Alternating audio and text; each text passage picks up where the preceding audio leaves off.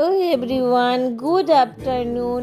আমি মিষ্টু চলে এসেছি তোমাদের সঙ্গে একটা নতুন ভিডিও নিয়ে।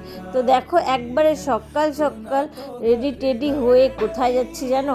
আজকে তো হনুমান জয়ন্তী, তাই আজকে সকাল থেকে তোমাদেরকে গুড মর্নিং বলা হয়নি, ভাবলাম একবারে ব্লগটাই দিয়ে দিই। গুড মর্নিং আর বলে কাজ নেই।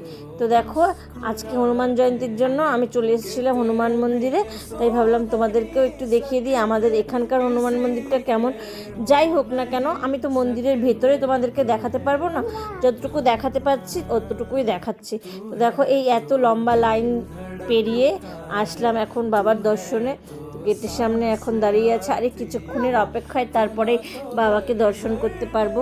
তো অনেক ভিড় ছিল, অনেক, আর প্রচুর রোদ ছিল।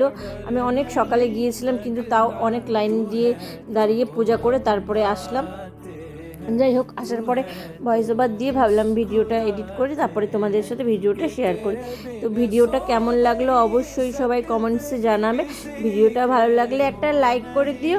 আর এই হচ্ছে আমাদের এখানে হনুমান মন্দির। তো পূজা দেওয়া হয়ে গেছে, আমি, মামি, ভাই, বোন সবাই আসছিলাম।